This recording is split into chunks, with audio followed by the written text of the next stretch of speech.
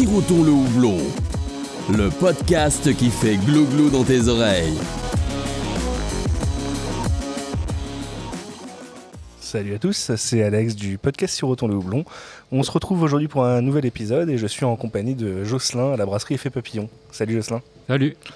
Donc comme je le disais, brasserie Effet Papillon, tu es cofondateur de la brasserie, c'est ça? C'est exactement ça, je suis cofondateur de la brasserie avec Mathilde, ma compagne. Très bien. Pour commencer simplement, est-ce que tu peux rapidement te présenter? Donc du coup, Jocelyn, donc cofondateur de la brasserie, comme on vient de dire. On a démarré la brasserie en 2017.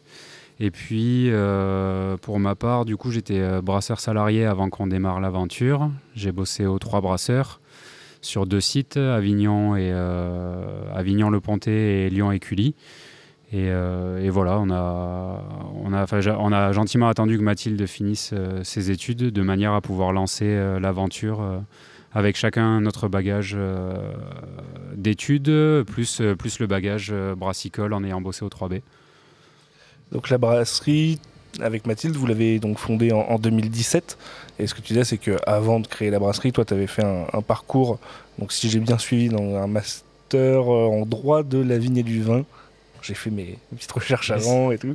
Donc, comme je disais, tu as travaillé... alors, tu as fait une formation chez les Trois Brasseurs, mais avant, quand tu as commencé par bosser en tonnellerie. C'est ça. Et donc, c'est en tonnerie que tu as fait quoi? Tu as monté une picobrasserie? Ouais, c'est exactement ça. Du coup, le projet, initialement, il n'était pas... Enfin, il n'y avait aucun projet sous-jacent pendant les études. C'était vraiment juste terminer ses études de droit de la vigne et du vin, pour lesquelles je n'avais pas trop d'espoir de trouver un boulot par la suite, ou alors pas vraiment la volonté si c'était pas l'espoir. Et en définitive, mon premier stage de fin d'études, je l'ai fait à la tonnellerie Nadalier, à Ludon-Médoc.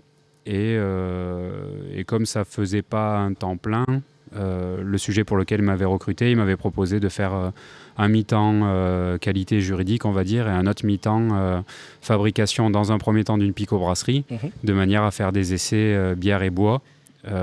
Tout simplement parce que eux avaient déjà la matière première, le bois, et ils voulaient essayer de trouver des nouveaux marchés. Donc du coup, ils m'ont proposé ça. La première partie du stage, ça a donc été vraiment, à proprement parler, la construction d'une machine. Et une fois que la machine a été construite, il a fallu se lancer dans la fabrication d'un mou, les fermentations et l'incorporation du bois aux différentes étapes du process de fabrication. Et en définitive, il s'est avéré que plus on avançait dans le projet brassicole avec la tonnellerie, plus je me rendais compte que j'y trouvais davantage un attrait dans ce projet-là plutôt que dans le projet qualité ou juridique. Donc le projet, très vite, je me suis rendu compte que le droit, c'était bien d'en avoir fait des études, c'était sûr que j'allais pas en faire une carrière. Et puis en définitive, en ayant déjà mis le pied à l'étrier là-dedans, j'ai voulu aller plus loin dans l'expérience. Et une pico 100 litres, c'était sympa pour démarrer. Mais assez rapidement, il a fallu un peu se professionnaliser. Donc, s'en est suivi du coup une période de stage à la brasserie Gascona à Pessac. Et à la brasserie La Débauche à Angoulême. Je pense qu'il n'y a pas trop besoin de les présenter. Ouais. Et à l'issue de ces stages, j'ai fait le DU opérateur de brasserie à La Rochelle. Et ensuite, j'ai été recruté par les Trois Brasseurs. Ok. Et donc, c'est vraiment pendant ce boulot en tonnellerie que tu as découvert le monde de la brasserie? C'est exactement ça. J'aimais bien aller au pub et boire des bières, mais ça se limitait vraiment à ça. J'avais jamais eu la curiosité d'aller plus loin dans la méthode de fabrication de la bière. J'étais même à l'époque un peu plus spécialisé dans le vin, même si c'était très, très amateur. Mais oui, sans ça, d'où le nom, brasserie Effet Papillon, sans ce premier stage de fin d'études qui m'a mis pied là-dedans. Je sais pas, je suis à peu près sûr qu'aujourd'hui je ferais pas du droit, mais je ferais peut-être de la boulangerie ou de la chaudronnerie ou toute autre chose. Mais c'est vraiment cette première opportunité qui m'a permis de découvrir ce métier et cette passion. Ouais. Alors c'était, comme tu l'as dit, tu as bossé un peu en brasserie, chez Trois Brasseurs notamment, et ainsi de suite. Alors c'était quoi le déclic qui t'a fait te dire il faut que je monte ma propre brasserie plutôt que de continuer en tant que salarié? Le déclic, déjà en ayant démarré, entre guillemets, même si c'était des périodes courtes, chez Gascona et à la débauche, j'avais eu la chance, pour ce qui est de la débauche en tout cas, d'être aux prémices du projet. Enfin, ils avaient déjà, les fermenteurs étaient déjà installés, etc. Mais c'était quand même très très enrichissant de se rendre compte qu'un projet, sur la région d'Angoulême, qu'un projet naissait et de voir comment ça démarrait, c'était très enrichissant et presque envieux sur certains côtés. Pour autant, je ne me voyais pas quitter mes 2 stages en me disant bon allez c'est bon, je vais aller voir la banque et je vais lever des fonds et puis on va installer une brasserie. Par ailleurs, Mathilde n'avait pas fini ses études, donc et puis c'était pas trop l'état d'esprit dans lequel j'étais de me dire bon allez ça y est, j'ai fait 3 stages, je vais pouvoir monter ma brasserie, c'est bon, je sais comment faire. Même si c'est comme pour un enfant, je pense qu'on n'est jamais totalement prêt sur tous les sujets, mais en définitive. Le pourquoi du comment, au bout de 3 ans ou 3 brasseurs, j'avais quand même eu l'impression d'avoir fait le tour. Alors certainement pas de tout, parce que j'en ai encore beaucoup appris en créant la brasserie. Mais pour ce qui est de la technique brassicole, avec un outil imparti et avec une certaine quantité de recettes réalisées, c'est pas moi qui faisais les recettes, mais en ayant X brassins à mon actif, j'avais un peu plus l'impression de stagner. Et en définitive, pour pouvoir aller plus loin, je me disais que c'était à l'époque quand même un gros risque à prendre. En tout cas, moi, je considérais que c'était quand même un risque assez conséquent, parce que c'est de l'argent familial qui a été posé sur la table pour démarrer le projet. Donc c'est toujours pareil, quand c'est pas son argent, c'est toujours un peu plus... faut essayer d'être un peu prudent, quoi. C'est pas une levée de fonds auprès de riches investisseurs. Et en définitive, pas déçu du tout. Simplement, rétrospectivement, maintenant, je me rends compte que oui, il y avait un besoin d'acquis professionnel en technique brassicole, mais il y a plein d'autres besoins quand on veut monter sa brasserie et pas seulement la technique brassicole. C'est bien de pas vendre n'importe quoi et de savoir ce qu'on vend. Maintenant, pour tout ce qui est gestion, fournisseurs, etc., des sujets, j'en passe. Il y en a, c'est pléthorique, mais c'est à minima d'être un peu calé sur la technique brassicole, c'est bien. Pour tout le reste, il y a encore beaucoup de choses à apprendre quand on veut s'installer. C'est vrai que beaucoup d'épisodes du podcast que j'ai fait, j'ai eu des invités qui me disaient moi j'ai commencé en tant que brasseur amateur, j'aimais ça, donc j'ai décidé de me lancer. Il ne faut pas non plus oublier que ça reste une création d'entreprise. On ne va pas juste brasser sur un plus gros volume. Il y a pas mal de choses à prendre en compte derrière dans la création d'une brasserie. C'est un peu en tout cas, le résumé tel que je l'avais proposé à la banque au moment de présenter la future entreprise. C'était le faire valoir brassicole avec les 3B et les quelques stages. Ça a permis de rassurer la banque dans un sens.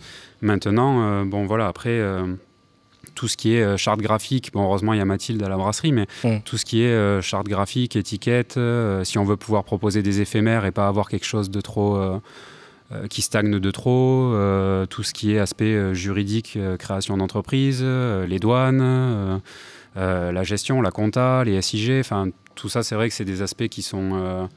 y compris dans les formations. Moi, en ayant fait seulement un DU d'1 mois, même si j'ai rien à lui reprocher à ce DU de La Rochelle, on peut pas en 1 mois aborder tous les sujets de la fabrication jusqu'à la gestion, jusqu'à l'analyse comptable, etc., etc. Donc voilà.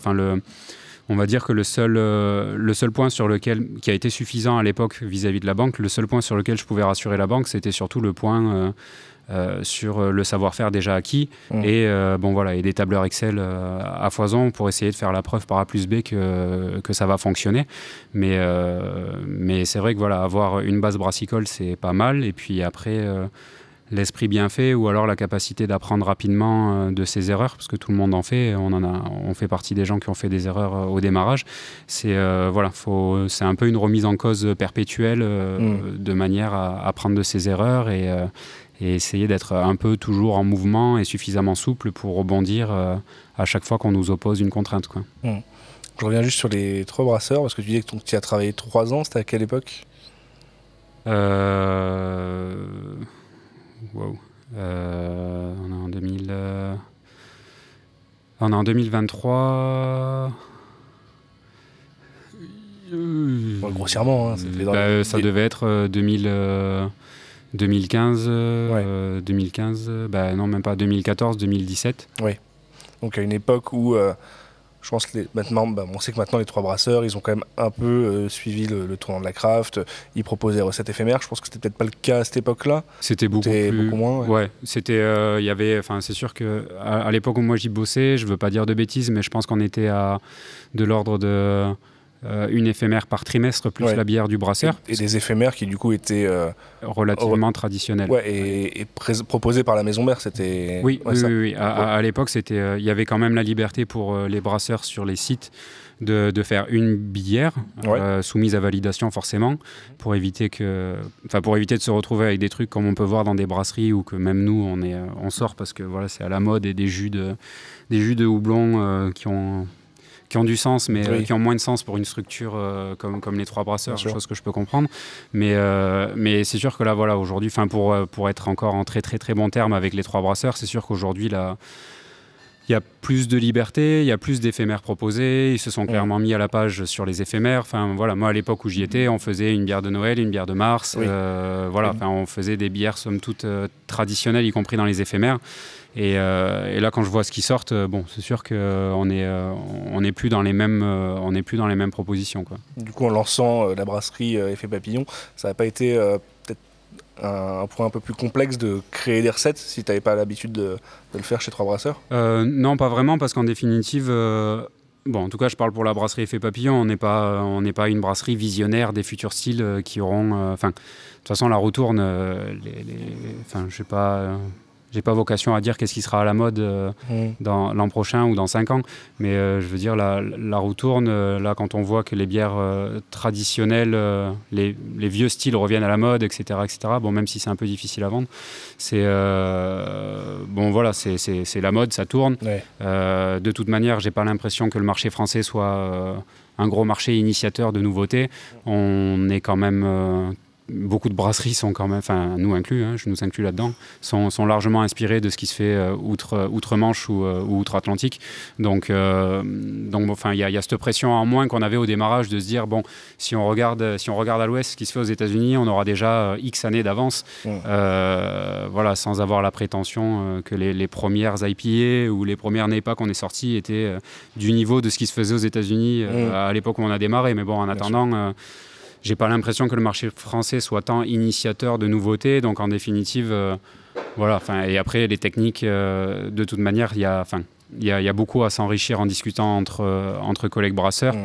Et même si, au début, j'allais peut-être moins vers mes confrères trois brasseurs pour chercher des tips pour des recettes que j'avais jamais brassées, on est très vite bien accompagné et bien entouré en tant que brasseur. On n'a jamais été avare de notre côté de techniques qu'on pouvait mettre en œuvre, même si ça n'a pas forcément d'originalité, mais de discuter avec des collègues brasseurs pour dire vos breads vous faites comment, machin bidule, quel taux d'ensemencement.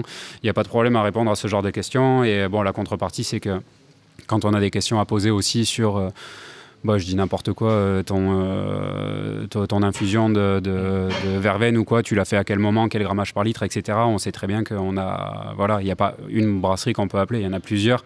Et ça, pour ça, le marché, en tout cas pour ça, la confrérie des brasseurs, entre guillemets, est encore plutôt bienveillante, et on n'en est pas encore rendu. J'espère qu'on n'en arrivera pas là, parce que ce serait vraiment dommage, maintenant que le marché se tend en plus. Mais les brasseurs entre eux sont quand même encore super bienveillants, et il n'y a pas de problème pour poser des questions et avoir des réponses qui ne soient pas des trolls, quoi. Oui. Le tout, c'est de savoir à qui on pose les questions et sur quel support, quoi. Alors, tout à l'heure, tu as donné un petit élément de réponse, mais... pourquoi le nom de la brasserie Effet Papillon? On connaît tous le dicton petite cause, grande conséquence, mais... C'est en définitive, c'est ce stage de fin d'études où moi on me propose un truc en fin d'études de droit, un peu pompeux, prout-prout, tout ce qu'on veut. Quand on fait des études de droit, on le reconnaît pas. C'est vrai que je m'y retrouvais, j'ai bien aimé faire ça. J'ai pas trouvé ça facile, c'est pas par facilité que c'est plus par défi que je me suis dit que j'allais aller au bout de cette aventure. Mais c'est vrai que dès que j'ai pu trouver une issue de sortie, pour essayer de me diversifier et être un peu plus dans l'artisanat et un peu plus les mains dans le cambouis et un peu moins dans... il y a besoin de réfléchir pour faire de la bière, mais je veux dire... j'ai trouvé ça plus enrichissant pour un épanouissement personnel de fabriquer quelque chose, dans un premier temps une machine et dans un second temps des recettes, plutôt que juste réfléchir et réfléchir pour faire de l'interprétation de texte et expliquer à des gens voilà ce que vous êtes en train de lire que vous comprenez pas, moi je le comprends, ça veut dire ça. Après le métier il est indispensable, nous on a bien un avocat, pas que pour faire la clôture des comptes sur des problématiques X ou Y, et c'est pas en ayant fait 5 ans de droit que je suis en capacité de comprendre qu'est-ce qui se dit dans ces textes si compliqués et pas du tout mis à la portée des gens qui vont les lire. Et je me suis perdu dans mon explication. Tout ça pour dire que sans ce stage de fin d'études, en définitive, il y avait peu de chances que je me lance dans la bière, parce que c'était pas une passion. J'aimais bien boire de la bière, mais c'était pas une passion. Je sais pas si on peut être passionné par boire de la bière. J'étais peut-être un peu passionné par boire de la bière, mais pour ce qui était de la fabriquer, j'étais loin d'être passionné et loin d'être... d'avoir les connaissances, où j'avais pas eu la curiosité encore de réfléchir à ces process. Et c'est vrai que sans ce premier stage, certainement que je serais artisan, mais certainement dans toute autre chose, quoi. Au moment où tu as découvert du coup l'univers de la création de brasserie, de la bière, et ainsi de suite, toi tu consommais plutôt quoi comme style de bière? De la petite pale ale, de l'IPA, ça dépend si on se positionne avant mon stage de fin d'études ou après mon stage de fin d'études. C'est vrai que dès qu'on met le doigt dans la machine, on va très vite aller goûter des styles un peu moins conventionnels et essayer d'écumer les caves pour essayer de trouver des trucs un peu originaux, même si c'est des vieux styles, de la rouge des Flandres, des trucs vraiment acétique, très houblonné, amer ou autre, mais c'est vrai qu'avant ça, je consommais de la bière de pub, tout simplement. C'est du coup durant ce stage de fin d'études que tu as découvert la craft? Oui, clairement. Clairement, parce qu'en définitive, avant ça, je me limitais à ce qui était servi dans les pubs où j'allais et ça me convenait très bien. Et j'ai pas... Sachant que j'étais pas plus intrigué ni par la fabrication ni par le goût, c'était plus un moment plaisir, pour du partage. Ce que je buvais m'allait, donc je ne m'étais pas plus posé de questions, quoi. Ouais. Comment ça s'est passé pour la création de la brasserie, en termes de un peu de tout, quoi, d'installation, trouver un local, choix du matos, comment on crée une gamme et à quel public on veut s'adresser, tu vois. Comment ça a été pensé de ton côté avec Mathilde? Ouais, mais là, faudrait beaucoup de temps pour répondre de façon exhaustive à la question. Le gros avantage, c'est que... Enfin, le gros avantage. La façon dont on a fait les choses avec Mathilde, c'est qu'elle finissait ses études, elle a eu le temps de préparer sa partie. Moi, j'étais au 3B. Mais j'ai eu le temps aussi de monter pas mal. Enfin, tout le background, c'était surtout du tableur Excel, en définitive, pour faire tout ce qui est outils coût de revient, tout ce qui est business plan, etc. Où j'ai bien aimé ne pas trop... la CCI propose ça, plein d'organismes proposent. Je ne suis pas un grand expert d'Excel, mais j'aime bien. Et en définitive, j'ai trouvé super, au moins aussi enrichissant de travailler sur du tableur. De toute manière, aujourd'hui en outil analytique comptable, je suis toujours, pas sur les mêmes tableurs que le démarrage, mais c'est vrai que si confronté en amont du projet, c'est pas du temps perdu, parce que c'est, quoi qu'il en soit, il n'y a pas, à mon avis, il n'y a pas de gérant d'entreprise qui peut juste faire un rendez-vous comptable par an en se disant c'est bon, du coup on verra l'an prochain. C'est tellement surtout en ce moment avec l'inflation, c'est tellement du pilotage au mois le mois, voire trimestre après trimestre. On est quand même obligé de vraiment faire attention aux chiffres, au coût de revient, etc. Donc la grosse période d'amont et qui était concomitante avec les 3 brasseurs, c'était vraiment une période de construction d'outils tableur Excel. C'est ces mêmes outils qui m'ont permis d'aller, qui nous ont permis d'aller voir la banque et d'obtenir des fonds. Et après, construction de la gamme, la gamme a déjà pas mal bougé depuis le début. Elle va encore bouger pour l'année 2024.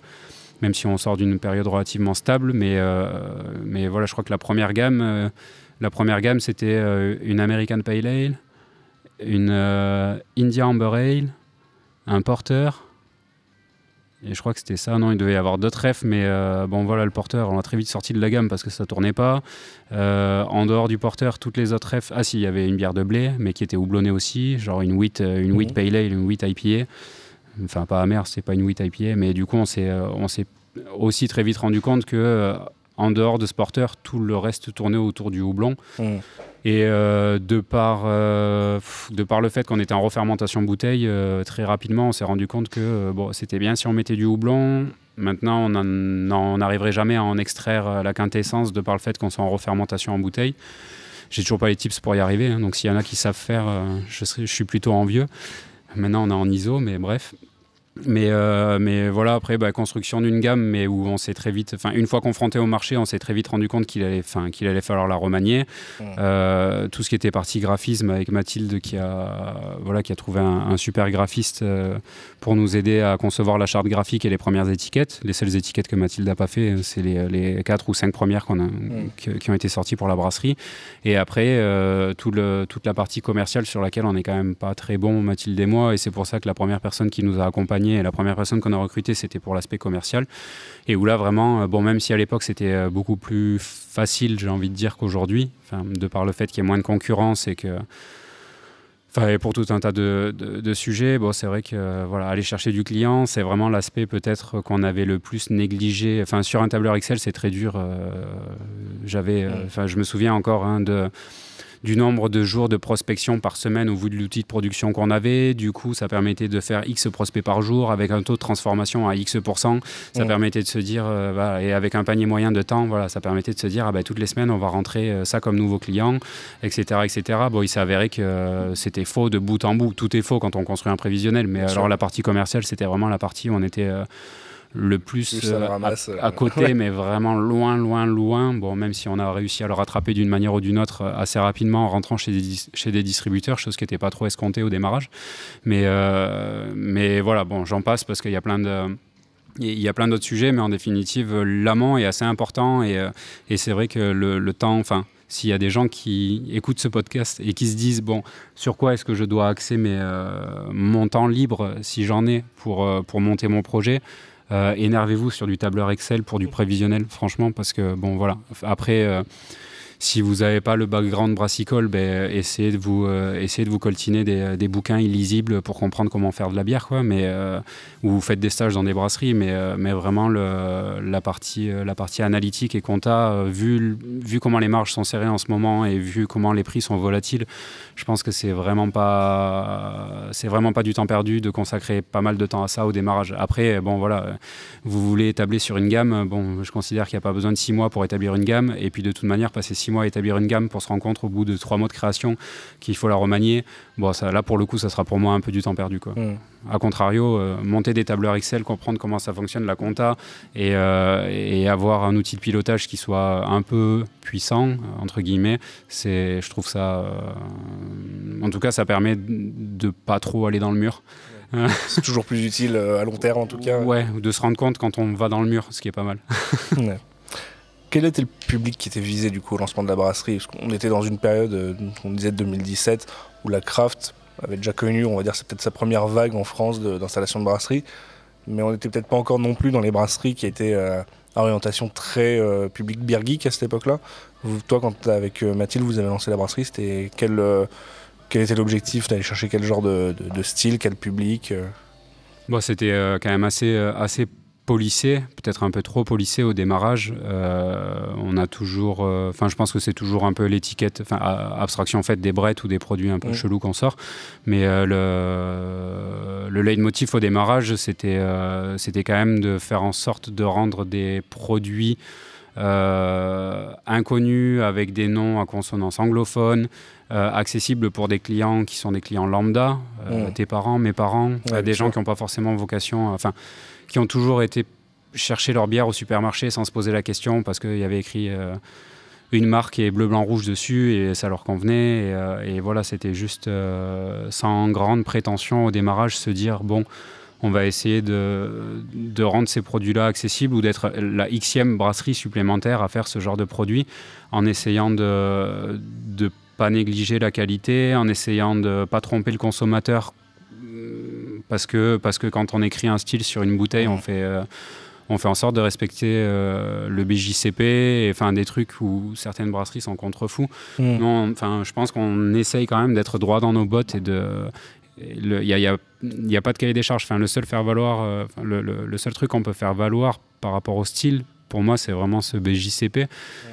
On n'a pas vocation, comme je disais tout à l'heure, à créer des nouveaux styles. Donc, quand un style il est créé et il est encadré, entre guillemets, bon, je veux bien qu'on prenne quelques libertés, mais voilà, c'est pas... C'est cool si le consommateur, on lui dit c'est ça une IPA, et de se dire ok, ben alors c'est ça que j'aime, je vais aller chercher toutes les IPA de ma région pour goûter qui fait quoi. Et puis en définitive, quand dans la région, il y a une brasserie qui propose une IPA qui n'est pas du tout amère, ou alors une IPA dans laquelle il y a 0,5 g par litre de dry hop, bon, ben ok, très bien. Bon, après le client se fait son avis, mais bon, ça induit aussi le fait que il y a des produits qui peuvent être proposés à des prix qui sont pas forcément en plus de ça, on est en bio, donc on se tire une balle dans le pied tout seul. Mais je veux dire, voilà, c'est pas faire la part belle au marché, et c'est pas trop respecter le produit que de pas respecter le seul cahier des charges, bon, qui est pas contraignant certes, mais le seul cahier des charges qui peut nous driver en définitive. Donc ouais, le leitmotiv du démarrage, c'était vraiment faire en sorte, ça n'a pas vraiment bougé en dehors des brettes, faire en sorte de faire des produits droits dans leurs bottes, qui sont en corrélation avec un style, qui respectent le style, et avec un rapport qualité-prix qui soit cohérent. Okay. Alors il y a un point qu'on n'a pas encore vraiment évoqué, c'est que la brasserie est située à Mérignac, on est collé à Bordeaux. C'est pas trop compliqué de vendre de la bière dans un pays qui est imbibé par le vin? Bon, je vais pas être très gentil. Vu l'état du marché vinicole, non, ça n'a pas été trop compliqué. C'est une remarque qu'on nous a pas mal fait au démarrage. En définitive, voilà, les gens changent leur... surtout là en plus en ce moment, on voit bien que les méthodes de consommation sont en perpétuel mouvement. Et encore plus sur des périodes d'inflation où les prix explosent, etc. Enfin, on se rend bien compte qu'à une époque, quand le marché mettait 10 ans à tendre vers un nouveau produit, là, les choses vont relativement vite et sont quand même pas mal dictées par le prix, chose que je peux comprendre. Mais non, en définitive, ça n'a pas été plus une contrainte que ça. Et on aimait mieux le voir comme un avantage, dans le sens où, si les gens apprécient le vin, apprécient de goûter du vin, pas du boire pour s'enivrer et autres, c'est bien que les gens ont un peu de palais, et que ce qu'on va leur proposer, ils vont être à même de le savourer, de le déguster, et de pas se rendre compte du travail qui a été fait, mais en tout cas se rendre compte du goût. Ouais. C'est vrai que c'est quelque chose que j'avais déjà évoqué avec d'autres brasseurs, le fait qu'en France, finalement, en étant un pays qui est vraiment marqué par le vin et cette culture gastronomique, est peut-être un pays qui est plus apte, une clientèle en tout cas plus apte à apprécier toutes les nuances de la craft. Alors, c'est l'avantage et l'inconvénient, parce que du coup, on est pas mal imprégné. Le fait d'être imprégné dans cette culture viti qui est très peu en mouvement, qui est très... c'est un peu le reproche que je faisais, et ce aussi pourquoi je me sentais pas m'épanouir ni dans le droit ni dans le vin, ce qui était le sujet de mes études en dernière année. C'est le truc de se dire c'est très bien. Je suis le premier à critiquer le fait qu'il y ait peu d'encadrement dans les styles, et que des brasseries respectent pas des styles du BJCP, bon, soit. Maintenant, le strict opposé, quand on parle d'une appellation où il faut que tous les vins soient... Je vais me mettre à dos une chier de viticulteur, mais c'est pas grave. Je sais bien que dans une appellation, tous les vins n'ont pas le même goût. Ceci dit, en étant néophyte, c'est quand même relativement dur. C'est quand même relativement dur d'apprécier du vin d'une même appellation en se disant, en plus de ça, avec les écarts de prix qu'il y a, je ne vais pas citer une appellation, mais on prend une appellation à Bordeaux, peu importe. On voit que de cette appellation, il en sort des vins à 6 € la bouteille, et de cette même appellation, il en sort des vins à 1 000 € la bouteille. Et est-ce que moi, je me rends compte, j'ai pas eu beaucoup d'occasion de boire des bouteilles à 1 000 €, à part quand c'était offert en dégustation en dernière année d'études, mais voilà, est-ce que j'étais en mesure de me rendre compte d'apprécier, est-ce que ça en vaut le prix? Pour moi non, mais tout simplement parce que j'ai pas le palais suffisamment, et voilà, c'est clairement un défaut de palais. Et puis après, non, mais voilà. Est-ce que je pense que le grand public consommateur en France a plus tendance à faire penser qu'il s'y connaît en vin qu'il ne s'y connaît réellement. Tu me fais dire ce que je veux pas dire, mais non, mais bon, en définitive, ouais, c'est plus. Je suis pas, enfin, de la même manière qu'en brasserie, enfin, pour faire des bières, je suis très peu friand des bières sur lesquelles on va indexer un tarif de par une spéculation. Ben là, c'est un peu pareil. Quelle est la part dans un vin de ce qui est le fruit du travail du viticulteur, du transformateur, etc., etc. Et quelle est la part de la rareté du vin qui va faire que une bouteille qui a un coût de revient, je dis n'importe quoi, j'en sais rien, à 60 € se retrouve à 1000 € sur le marché. Du coup, je suis un peu trop un peu trop pragmatique. J'ai du mal à... Très bien, ils font leur beurre avec ça, mais c'est vrai que du coup j'ai un peu de mal, alors c'est peut-être pour ça que j'ai un peu de mal à apprécier la différence entre un vin qui est coté correctement à 60 € et qui est à la cote, et un vin qui est surcoté et qui se retrouve à 150 €. Je suis désolé, moi je ne saurais pas trop faire la différence, mais voilà, c'est certainement de par mes lacunes en dégustation de vin. En tout cas, je préfère le dire comme ça. Récemment, la brasserie est passée 100% sur de la production bio et locale. Tu peux nous en dire plus sur la volonté de ce changement? Est-ce que ça implique du coup, la volonté initialement, c'était déjà de démarrer en démarrant à deux et avec toute la partie entrepreneuriale pour laquelle on savait qu'on n'était pas aguerri. Le but au démarrage, ça a été d'aller relativement à la facilité pour ce qui était des appros et d'essayer de faire fi de tout ce qui pouvait... engendrer de nouvelles contraintes et des défis qui n'avaient pas forcément lieu d'être au début, parce que déjà le challenge en lui-même, le challenge se suffisait à lui-même, donc pas qu'on croit que c'est un truc qui naît d'une volonté marketing ou autre. Non, ça n'est pas d'une volonté marketing. De toute façon, quand on voit l'état du marché bio, on peut pas. Si on avait fait ce choix-là pour ça, on peut pas vraiment dire qu'on a pris le train au bon moment, très clairement. Toujours est-il qu'on ne fera pas machine arrière maintenant, ça c'est pas problématique, mais ça nous semblait simplement au démarrage compliqué de mener de front à la fois la création d'une boîte à deux, en couple, déjà avec la quantité de fournisseurs disponibles, gérer nos coûts de revient, etc., plus toute la contrainte réglementaire et toute la paperasse que ça génère d'être en bio, ça nous semblait compliqué de le faire au démarrage. Maintenant, on a fait l'acquisition de capacités supplémentaires au fur et à mesure que la brasserie a avancé dans le temps. Et pour ce qui est du passage en bio, ça nous semblait être le bon moment parce que pour la première fois, on va dire, dans la vie de la brasserie, on considérait qu'on était staffé correctement. C'est la première fois aussi où on se disait, il ne devrait pas y avoir besoin de faire de gros invests capacitaires ou autres, parce que les investissements, ils ne sont pas tous derrière nous, mais en tout cas, une bonne partie des invests ont été faits. Et du coup, comme on avait peur de s'ennuyer, on s'est dit, on n'avait peut-être pas fait ce choix-là au démarrage, mais pour s'éviter de la contrainte et de la difficulté, c'est peut-être le moment ou jamais de franchir le pas, parce qu'une fois qu'on sera rendu à 8, 9, 10 000 hectos, je ne sais même pas si on ira jusque-là, ça nous semble compliqué de mettre en œuvre ce genre de transformation. Et déjà qu'en étant passé en bio, on voit les contraintes que c'est en termes d'impact sur le prix de vente. C'est bien d'arriver à mener ce changement là. Ça nous semble pas forcément très opportun au vu du marché sur le bio, mais c'est pas très grave. Et puis après, pour le reste, le pourquoi du comment, clairement, on a fait le choix de passer avec... donc au passage en bio, on a continué d'acheter nos maltes à une malterie belge qui vient de se faire racheter par une grosse malterie. Je ne sais pas si on peut citer les marques. Oui, bien sûr. On peut citer les marques. Donc on passait par Château et par Soufflet, tout simplement. Tout simplement parce qu'on avait la volonté de passer par une malterie locale qui s'appelle la Malterie de l'Ouest, mais elle n'avait pas la capacité de nous fournir. Il a fallu attendre cet hiver qu'ils doublent leur capacité, et là, ça y est, on bosse maintenant avec eux en exclusivité. Enfin, on bosse exclusivement avec leur malt sur le Pils, le Munich, le blé. Puisqu'ils font que du tourraillage, ils font pas de torréfaction, donc c'est les seuls maltes qui sont en capacité de nous fournir. Et puis pour le reste on prend du malt bio mais européen. Et voilà, et donc la transition, le but c'était pas de passer en bio pour passer en bio, c'était vraiment de passer en bio pour faire en sorte de rapprocher nos appros au maximum du lieu d'implantation de la brasserie. Bon, pour ce qui est de la céréale, c'est relativement facile avec maintenant la capacité de la malterie de l'Ouest. Pour ce qui est du houblon, c'est un peu plus compliqué, même si voilà, on est en train de s'engager de plus en plus avec Open, terre de houblon. Et puis bon voilà, comme le houblon ça pousse pas, c'est long, c'est une liane, ça met 3 ans à avoir des rendements corrects, etc.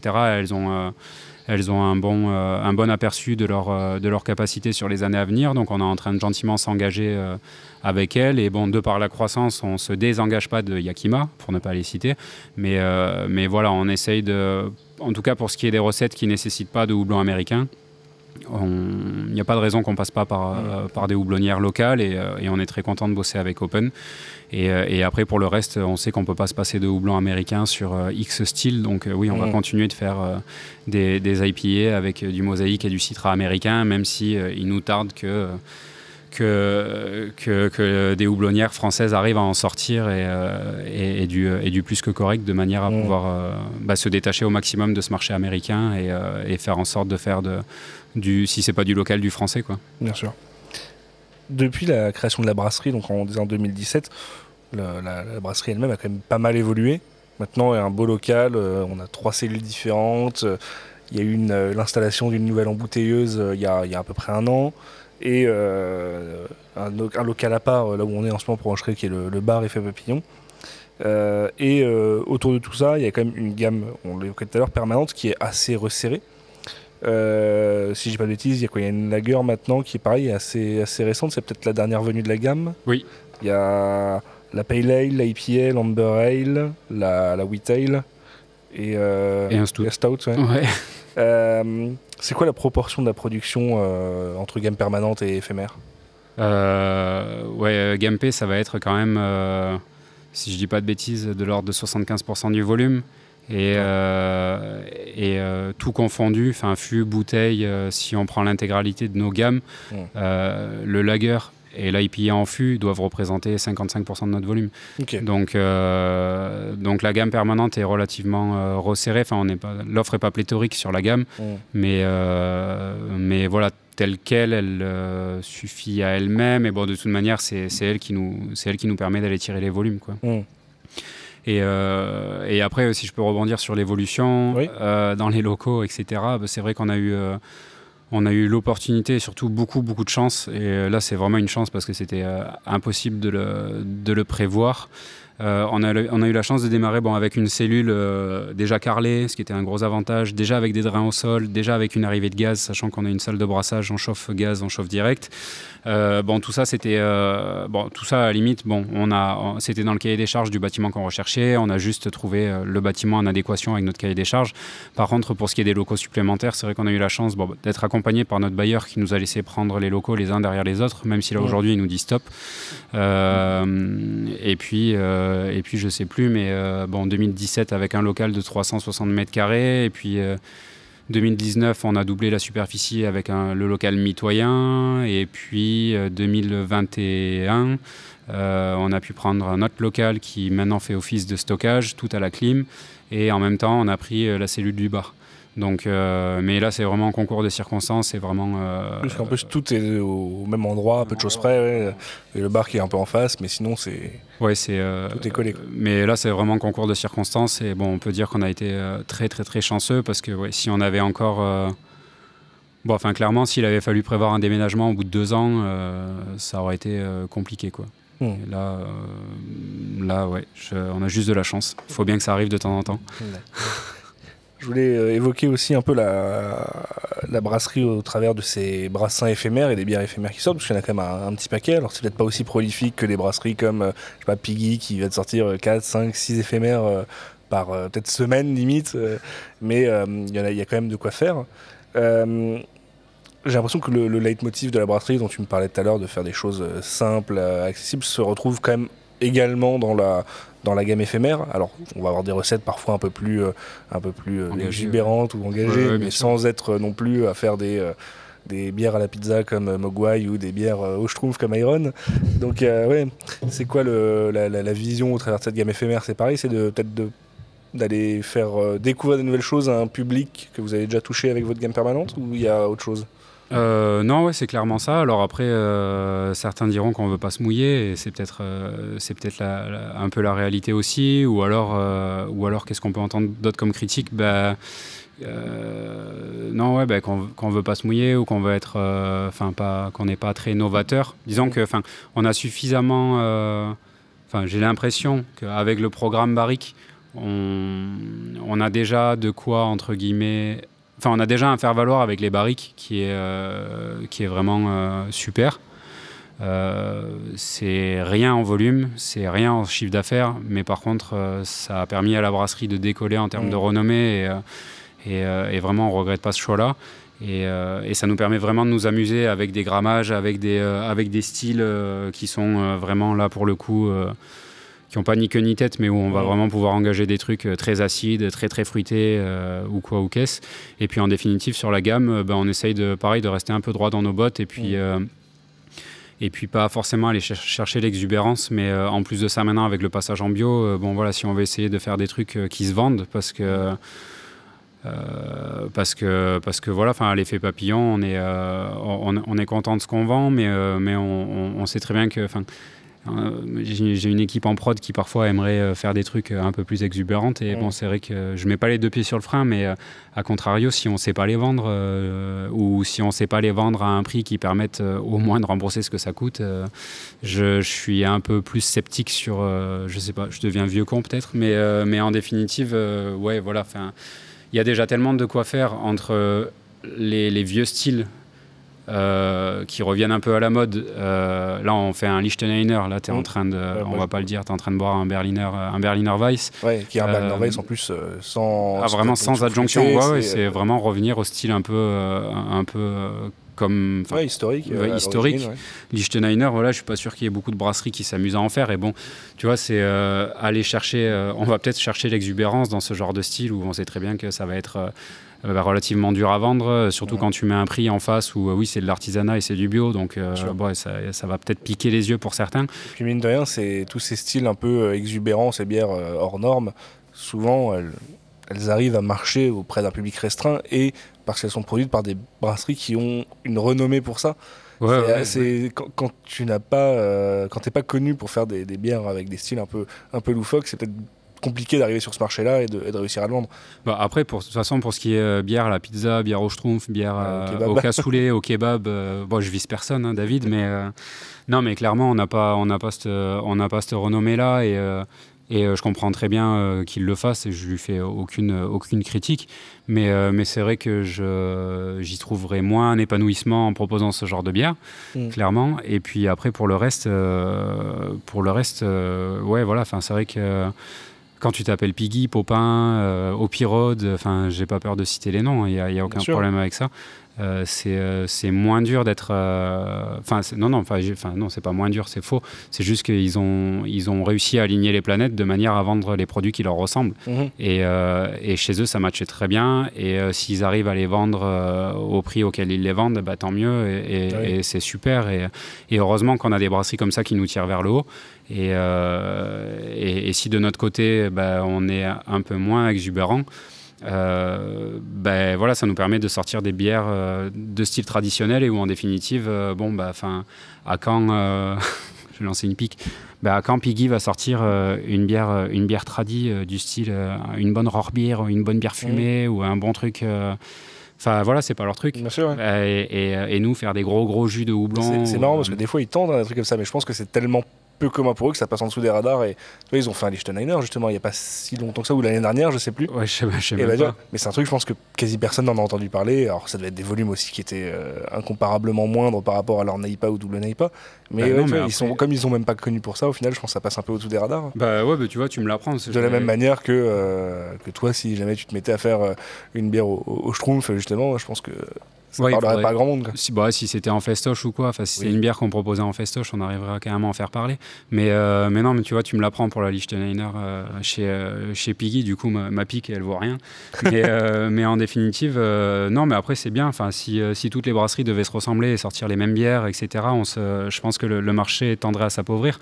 En définitive, moi, je trouve que le marché, il est cool comme ça, avec des brasseries, en définitive, qui veulent pas trop sortir des sentiers battus, comme nous, il n'y a pas de problème à le dire, sauf avec la gamme Brett, et puis des brasseries qui sont beaucoup plus en avant-garde et qui poussent beaucoup plus les produits et qui poussent beaucoup plus sur des trucs, je vais pas dire, loufoque, ça serait péjoratif, mais sans que ce soit péjoratif, sur des trucs de bourrin avec plein de houblons, etc.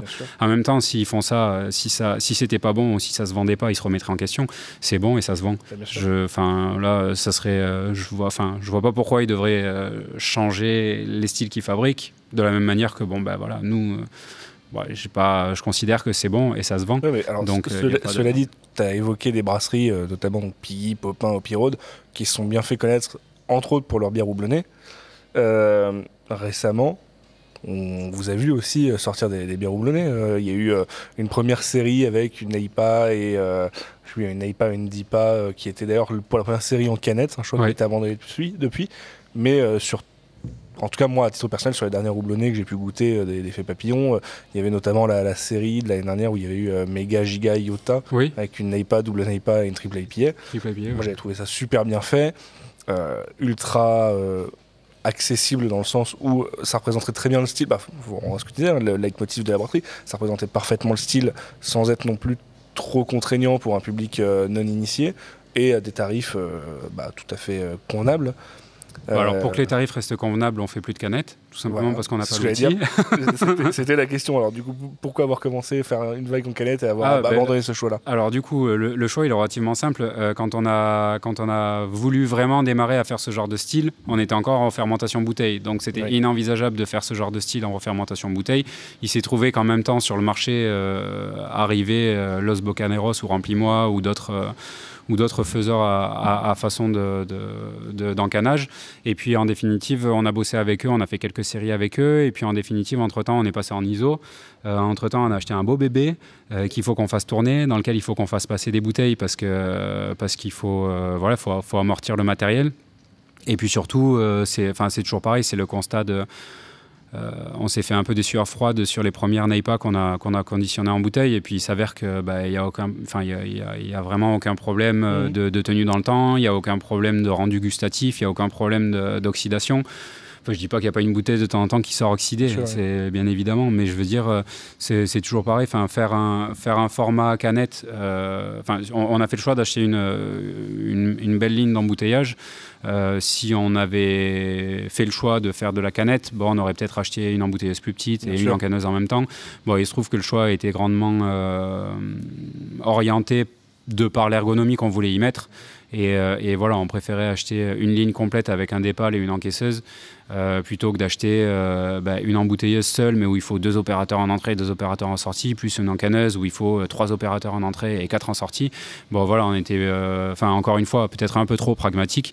Du coup, en attendant, on ne fait pas de canette, mais en attendant, je considère que le rendu qu'on a sur nos NEIPA qu'on sort en canette, qu'on sort en bouteille, il est très, très satisfaisant, et même après 9 mois, il n'y a aucun problème. Donc voilà, c'est... Pour un public un peu geek qui maintenant est 100% initié à la bouteille, à la canette, qui voit que ça partout, voir des NEIPA et double NEIPA arriver en bouteille, c'est peut-être un peu perturbant et pas forcément engageant. Cela dit, auprès d'un grand public, je pense que tu as encore plus de facilité à toucher les gens avec de la bouteille qu'avec la canette. Ouais, après c'est toujours un peu dans la même veine de rendre le produit accessible et bon voilà, au final, toujours pareil, tes parents, mes parents, tu les fais passer à de la bière qui est trouble et dans une boîte, comme d'hab, je vais dire ok, on n'est pas trop initiateur de nouveautés et on pose pas trop nos couilles sur la table, soit, pourquoi pas, mais en attendant, si on veut essayer de parler au plus grand nombre et de proposer au plus grand nombre sans choquer et en laissant les gens y venir et y revenir. Et c'est pas grâce à nous que les gens vont passer à la canette puisqu'on n'en fait pas, et c'est pas grâce à nous que les gens vont boire de la NEIPA parce que c'est une éphémère sur tous les je sais pas combien. Mais en attendant, par rapport à la gamme qu'on a et par rapport à la diversité de bières qu'on propose, on est à peu près à 2-3 nouveautés par mois. et on arrive à s'y tenir. Ça me semble cohérent, mais pourquoi mettre en avant davantage les NEIPA plutôt que des styles traditionnels, plutôt que des acides, plutôt que des brettes? Bon voilà, c'est juste qu'on aime bien être un peu touche à tout. Par contre, là où on se fait violence, c'est faire en sorte que les bières soient les meilleures possibles, peu importe le style. Et c'est vrai que, sans faire un quelconque reproche, c'est cool. Enfin, moi, je trouve que c'est cool en expérience brasseur quand tu es opérateur. Je suis encore opérateur. C'est cool d'essayer d'être bon dans tous les styles. En tout cas, le moins mauvais possible, on va dire.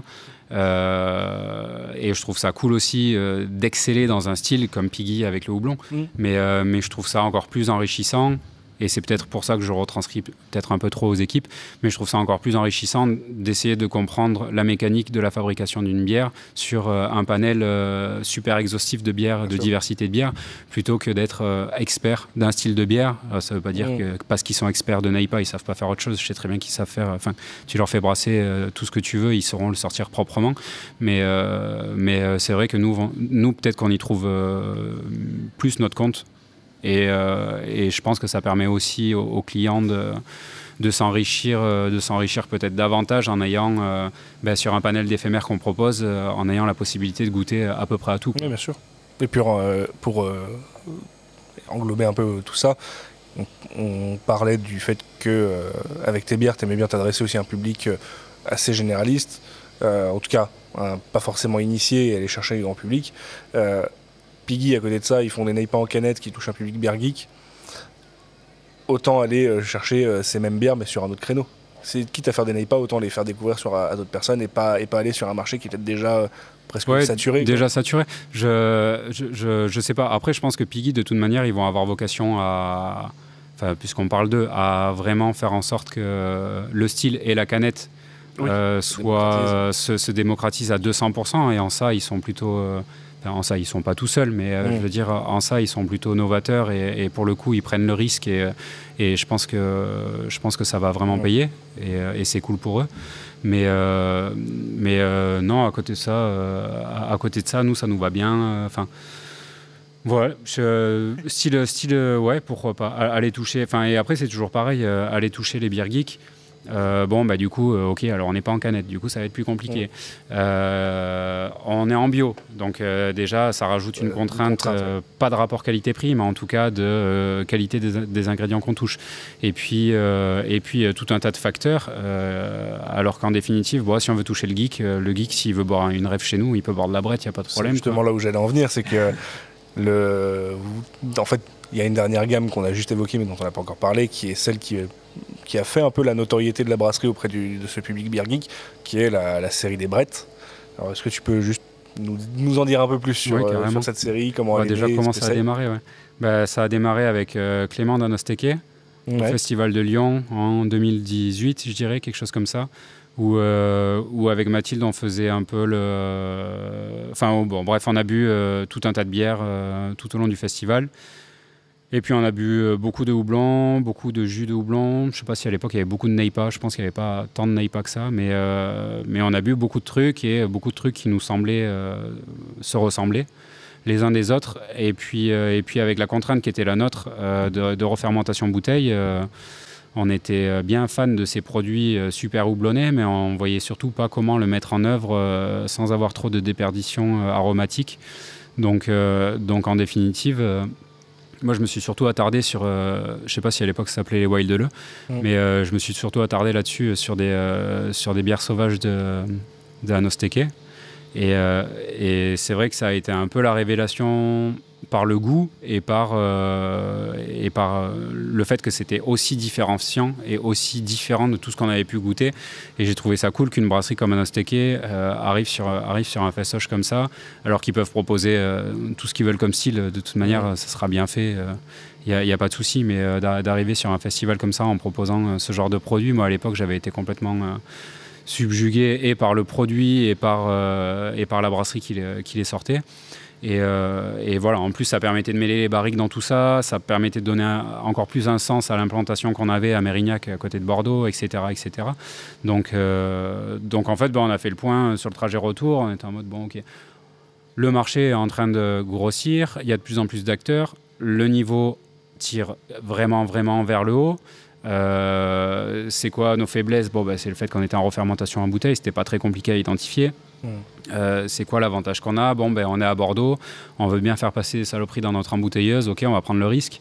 Là, pour le coup, c'était un gros risque et ça nous a fait des grosses sueurs froides. Enfin, je suis pas sûr que beaucoup de brasseries seraient prêtes à conditionner des brettes dans leur embouteilleuse qui leur sert à conditionner leur core range et de l'IPA et du lager. Enfin, clairement, on a fait ça quand même un petit bout de temps. Je te l'ai dit, c'est plus le cas maintenant. Là, maintenant, du coup, on a splitté, on a 2 embouteilleuses différentes. On a un chai qui est complètement dissocié, enfin complètement séparé.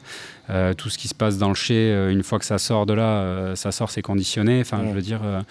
on est beaucoup plus safe dans nos procédés. C'est des pompes dédiées, c'est des tuyaux dédiés. Enfin, je veux dire, il n'y a rien qui traverse la brasserie qui n'est pas capsulé et fermé hermétiquement.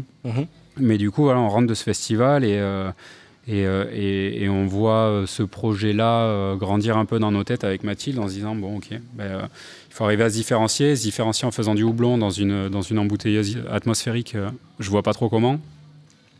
Par contre, se différencier en faisant des brettes, sachant qu'à l'époque, je sais pas, en dehors des Belges, en dehors des gueusiers, pour moi, sur le marché en France à l'époque, il n'y avait pas grand monde qui en faisait à part Anosteke. Vous étiez assez précurseur là-dessus. Même Anosteke, je pense que leur programme était quand même assez confidentiel aussi à cette époque-là. Oui, il y a moyen. Tu parles des Wild, maintenant on entend parler depuis peut-être 2 ans, 3 ans. Non, mais c'est pour ça. À l'époque, ça s'appelait pas les Wild. Je pense pas.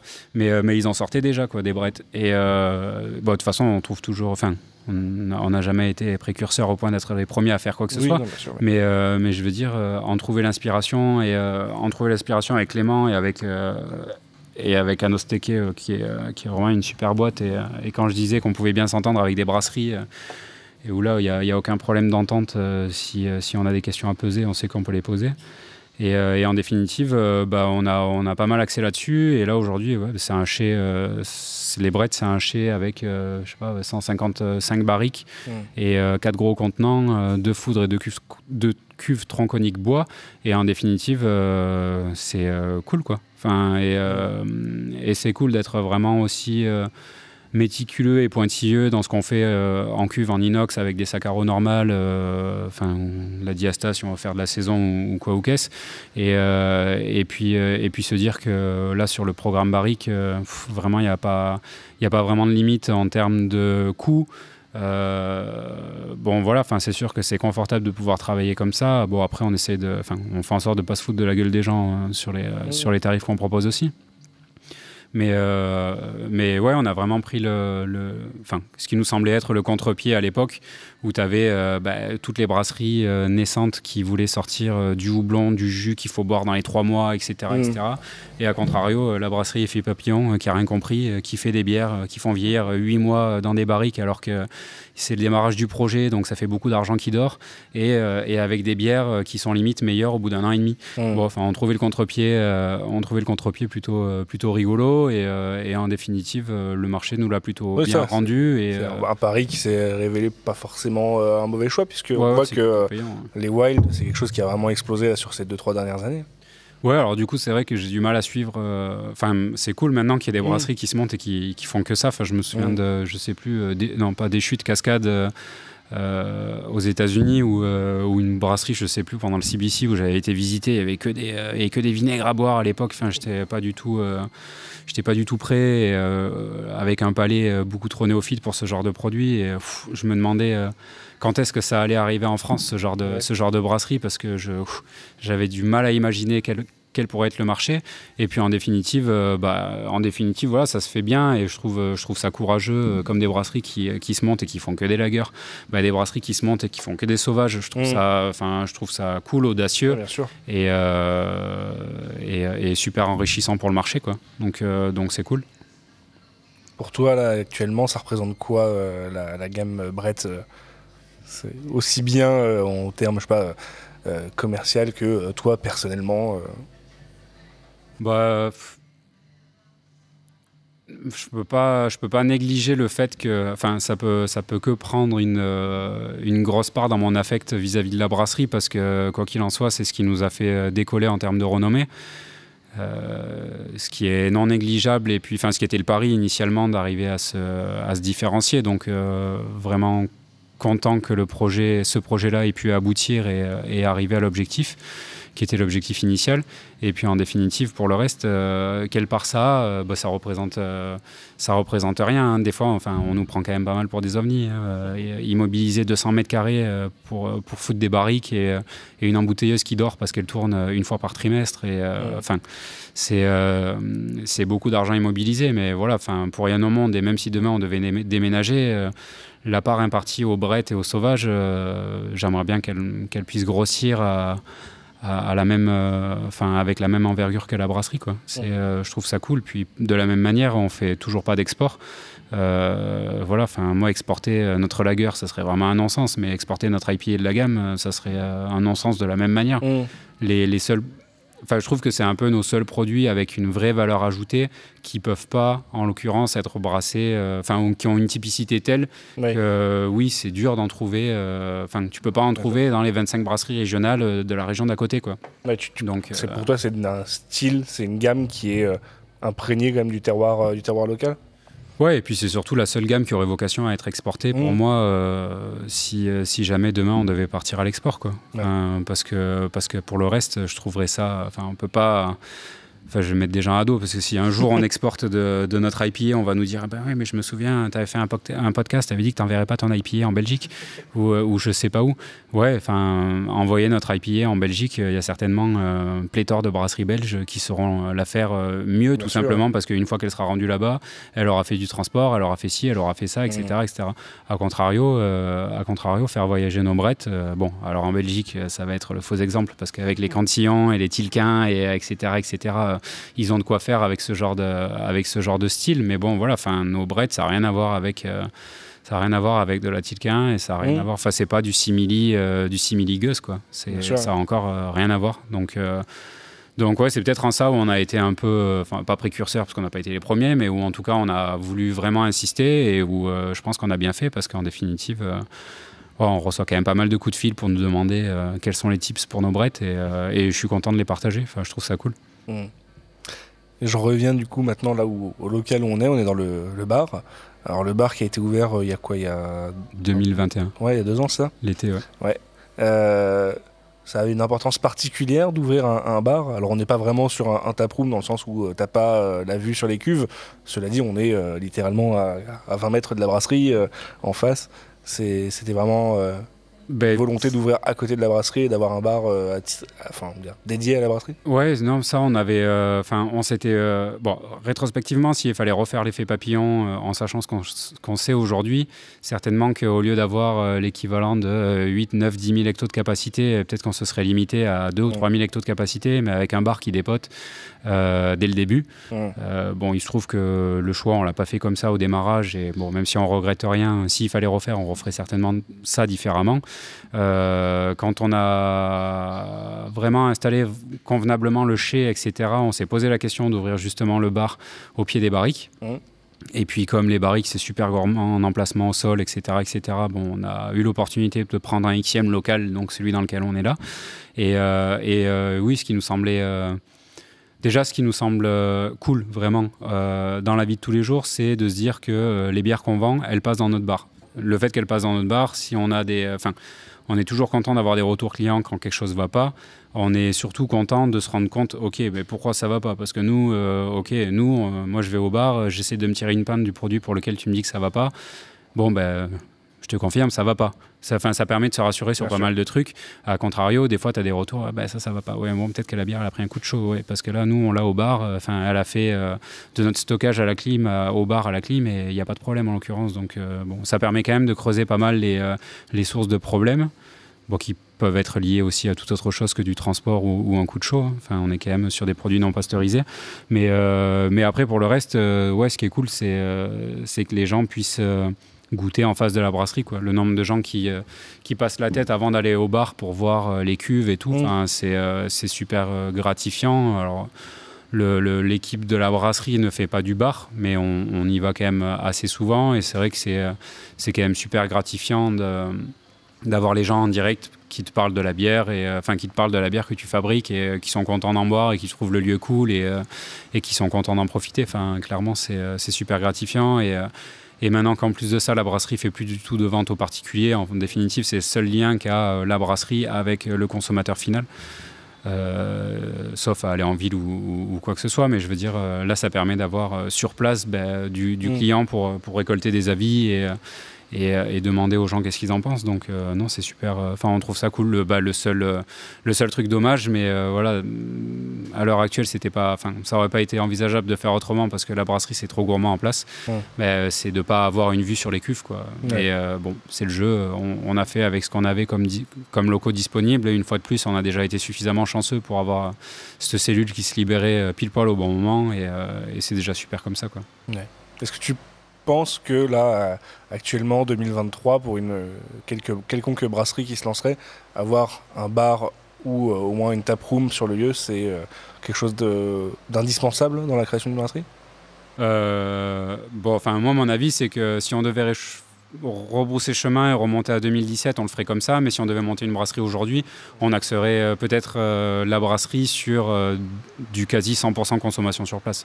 Je me vois mal refaire l'autre boulot qu'on a fait. Enfin, non pas que ça n'a pas été héroïque, hein, je veux dire, mais je me vois mal refaire tout le boulot qu'on a fait et tous les déboires qu'on a eus, etc., etc. Enfin, c'était pas forcément que des bons moments à passer. Mais non, là, aujourd'hui, il faut vraiment soit avoir un niveau... Enfin, on voit des brasseries qui se montent maintenant, je pense à Jukebox, des brasseries qui se montent, ils ont un niveau d'emblée. Enfin, les premières bières qui sortent, c'est déjà des jus, c'est déjà des pépites. Bon, si les gens qui nous écoutent veulent s'installer, s'ils n'ont pas... Enfin, aujourd'hui, le niveau... Je trouve qu'il est tellement haut. Heureusement, nous, à notre époque, le niveau était beaucoup plus permissif parce que moi, à l'époque où on a démarré, clairement, j'avais pas le niveau des gens qui s'installent aujourd'hui, de certaines brasseries qui s'installent aujourd'hui. C'est super que même des jeunes brasseries aient un super niveau. Après, à contrario, ça met par contre beaucoup de pression et peu de droit à l'erreur. Et voilà, il faut toujours rester agile et... prendre les bonnes décisions au bon moment, mais c'est encore plus vrai aujourd'hui qu'avant. Mais bon, voilà, ça va dans le bon sens. Expliquer aux gens que la bière elle gueuche, c'est normal, c'est parce que c'est de l'artisanal. Bon, au bout d'un moment, heureusement que ça peut plus s'expliquer ce genre de choses, mais en tout cas que c'est plus une justification. Mais ouais, si on devait remonter un truc, je pense qu'on remonterait un outil de prod qui vend 100% de sa prod sur place, quoi. Ok. Bon, qu'est-ce que c'est maintenant l'avenir d'Effet Papillon ? C'est des choses à venir dans les prochains mois, dans les prochains trimestres ? À horizon court terme, c'est continuer de réduire notre empreinte écologique en augmentant le parc de fûts inox. C'est réduire la pénibilité au travail en rachetant un système de meunerie de manière à plus porter les sacs de 25 kg. Parce qu'on est encore en sac de 25 kg, y compris sur les malles de base, donc ça commence à peser un peu. Ça va que c'est pas toujours sur les mêmes personnes, mais même en tournant, ça commence à être un peu épuisant pour les organismes. Et à horizon moyen terme, ça serait commencer à solder les emprunts qu'on a souscrits les uns derrière les autres, de manière à se dire qu'on déménage dans des locaux à nous, mais sans se mettre particulièrement de pression sur une date, mais juste se dire, voilà, les investissements, ils vont se solder. On est plutôt d'accord avec Mathilde pour dire que si là on a 9000 de capacité, on ne veut pas aller chercher 25 000 de capacité, c'est relativement clair dans notre tête, même si ça a vocation à bouger, parce que c'est le genre de sujet où tous les 6 mois on change d'avis. Je rebondis sur ce 9000 de capacité, parce que c'est la capacité max brassable avec le matériel actuellement, mais sur 2023, on table plutôt sur 4005, sachant que tout simplement, on a beaucoup de marge de progression et les investissements ont été faits en conséquence de cette capacité. Donc le bloc de conditionnement qu'on a, c'est un bloc qui peut largement nous suivre jusqu'à 10 000 hectos. Et quand je donne 9000, c'est une cote mal taillée. En gros, si la brasserie tournait toute l'année à 100%, chose qui ne peut pas arriver, sinon en hiver tu surstock et en été tu es en rupture toute l'année, tu es en rupture tout l'été. C'est en gros, on a 11 000 de capacité en cuverie si ça tournait tout le temps.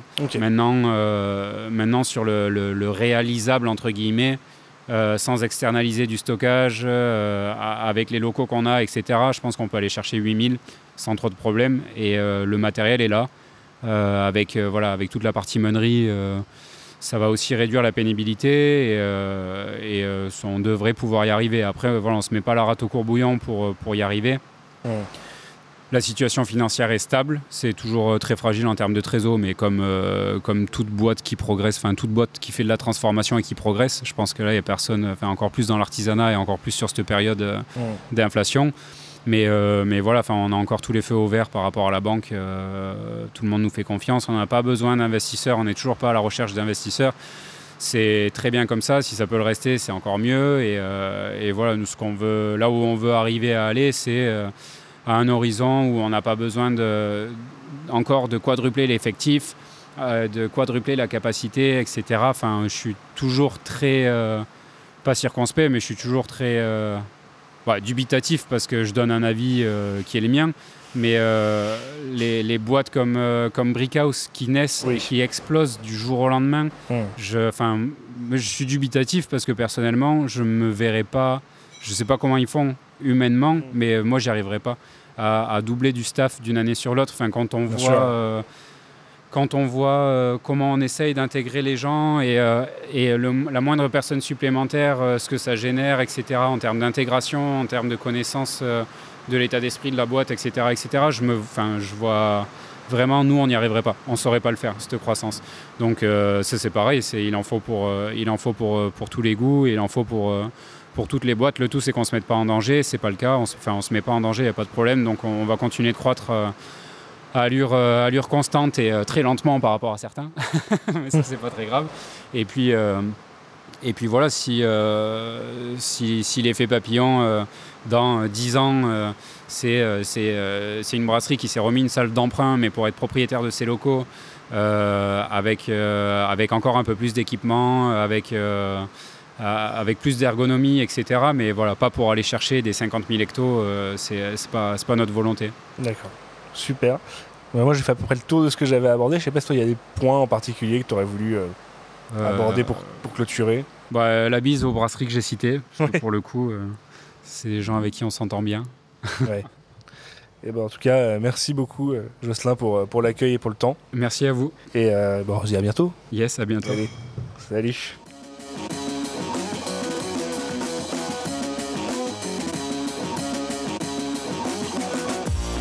Sirotons le houblon, le podcast qui fait glou-glou dans tes oreilles.